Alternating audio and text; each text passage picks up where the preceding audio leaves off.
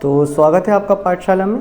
तो last video में हमने जो टू पार्टिकल सिस्टम है उसका सेंटर ऑफ मास निकाला था। आज हम एक सिस्टम का सेंटर ऑफ मास निकालेंगे।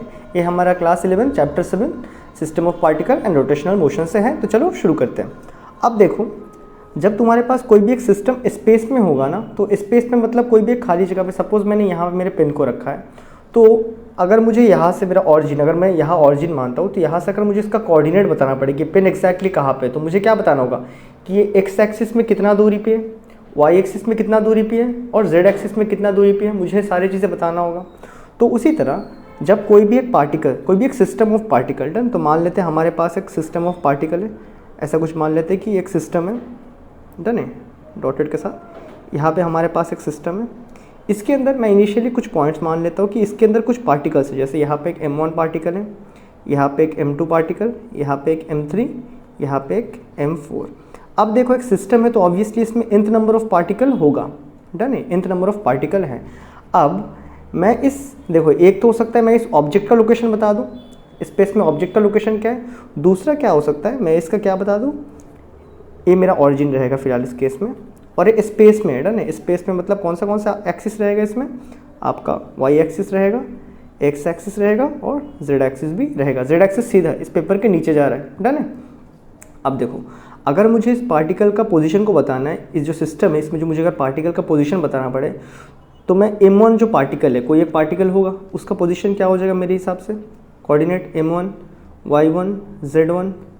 m2 पार्टिकल, इसका कोऑर्डिनेट बताना है तो क्या बताऊंगा, x2 y2 z2, क्योंकि अलग अलग होंगे ये सारे, डन। उसी तरह मुझे m3 का बताना पड़े, x3 y3 z3। उसी तरह अगर मुझे m4 का बताना पड़ जाए तो x4 y4 एंड z4। ये बातें हमें समझ आता है, डन। अब देखो, मैं कोई भी एक रैंडम पॉइंट पे मान लेता हूँ कि इसके अंदर कहीं यहाँ पे एक सेंटर ऑफ मास रहेगा, डन। तो जो सेंटर ऑफ मास का जो कोऑर्डिनेट रहेगा वो क्या रहेगा हमारा, x सेंटर ऑफ मास मान लेते, y centre of mass and z centre of मास। क्या हमें यहाँ तक समझ आया? अब देखो, तो इनिशियली हम कैसे लिखते हैं, ऐसा कि ये जो पोजीशन है, ये जो m1 है इतना दूरी पे है, डन। ये जो m2 है हमारा वो इतना दूरी पे, उसके बाद m4 हमारा ये रहा इतनी दूरी पे, और मैंने यहाँ पे m3 माना था तो m3 इतना दूरी पे, और हमारा फाइनली सेंटर ऑफ मास क्या है, ए वाले पोजीशन पे। ये जो मैंने एक्स्ट्रा डार्क वाला बनाया, ये क्या है, सेंटर ऑफ मास का पोजीशन है। कहाँ से, हमारे ओरिजिन से। तो मैंने जो यहाँ पे जो सेटअप किया उसको एक बार लेट अस कंसीडर कर लेते। तो हमें क्या लिखना है स्टार्टिंग में, let us consider a particle system in space with particles. कितने सारे पार्टिकल्स मैंने लिया यहाँ पे, m1 m2 m3 up to n particle है, विथ देयर कोऑर्डिनेट्स। और उनके कोऑर्डिनेट्स क्या है स्पेस में, वो भी हमें लिख देना है, that is x1 y1 z1, फिर x2 y2 z2, डन है। उसके बाद x3 y3 z3, इस तरह कर करके कहाँ तक, n वाला का n, xn yn zn, यहाँ तक उनका कोऑर्डिनेट्स है। अब देखो, हमने लास्ट टाइम जब भी हमने सेंटर ऑफ मास, लास्ट जो टू सिस्टम, मतलब जो दो पार्टिकल का सिस्टम था, वहाँ पे जब हमने कैलकुलेट किया था तो हमने क्या लिया था, मोमेंट ऑफ मास लिया था ना। यहाँ भी हम मोमेंट ऑफ मास ही लेने वाले हैं, डन। बट इस बार हम कैसे लेंगे, इन एक्स एक्सिस एक बार, वाई एक्सिस एक बार, जेड एक्सिस में एक बार, क्योंकि हमारा जो सेंटर ऑफ मास आएगा वो भी स्पेस में आने वाला है, उसका भी एक्स वाई जेड कोऑर्डिनेट होगा। तो इसका सेंटर ऑफ मास निकालने के लिए पहले हम कैलकुलेट कर लेंगे एक्स में कितना है, वाई में कितना है, जेड में कितना है, और फाइनली लिख देंगे। तो शुरू करते हैं। ये मैंने कंसिडरेशन ले लिया, अब यहाँ पे लिखना शुरू कर देते हैं। अब देखो, देयरफॉर हमें पता है moment of mass across the centre of mass is equal to क्या होता है, moment of mass by all the individual particle. तो लिख लेते हैं। सो हमें पता है कि moment of mass about centre of mass is equal to moment of मास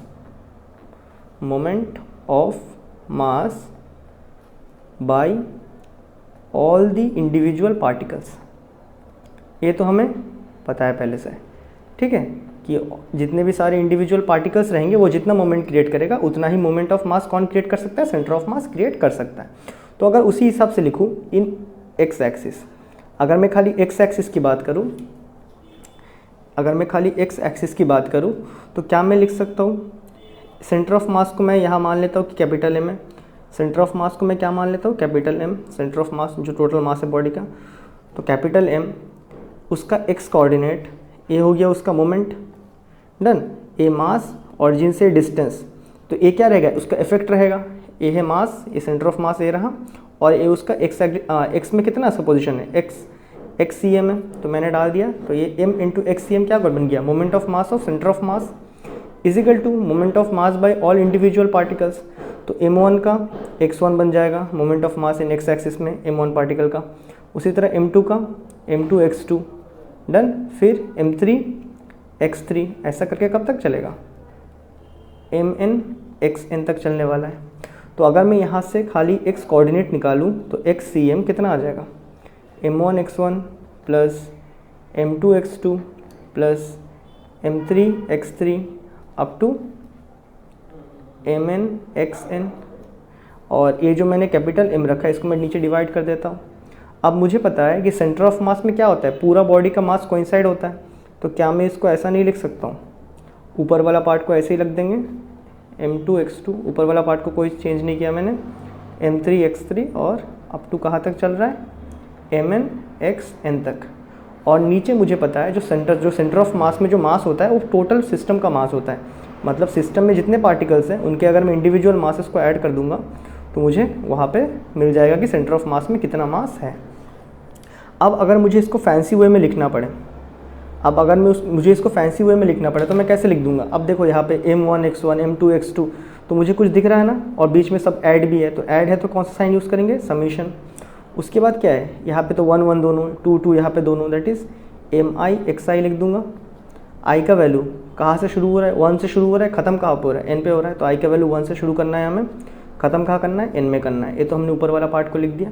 नीचे वाले पार्ट को भी देखोगे तो m1 m2 m3 up to mn, that is क्या है, ऊपर से प्लस है तो समीशन m आई का वैल्यू, यहाँ भी आई का वैल्यू 1 से लेके n तक। तो ये क्या रहेगा हमारा x कोऑर्डिनेट जब हम लोग कोई एक पार्टिकल का स्पेस में सेंटर ऑफ मास निकालेंगे। तो इसी तरह हमें दूसरा करने का ज़रूरत नहीं है। इसी तरह सेम वे में जब हम करेंगे y एक्सिस के लिए तब हम डायरेक्टली लिख सकते हैं। जब y एक्सिस के लिए करेंगे तो यहाँ पे m YCM बनेगा, यहाँ पे m1 y1 m2 y2 plus m3 y3 इस तरह करके चलेगा। सेम वे में निकालेंगे तो फिर से यही एक चीज़ निकल के आएगा। तो हम लोग सिमिलरली लिख देंगे, डायरेक्टली लिख देंगे सिमिलरली हमारा जो y कोऑर्डिनेट रहेगा सेंटर ऑफ मास का वो कितना हो जाएगा, ऐसे ही फाइनली करके आएंगे तो हमारे पास फाइनली कितना दिखेगा, summation i is equal to 1 to n ये वाला is equal to mi yi done divided by summation of mi is equal to 1 to n। Also अगर हम z एक्सिस का भी निकाल लेंगे सेंटर ऑफ मास का, तो कैसा आ जाएगा हमारे पास, is equal to 1 to n चलेगा।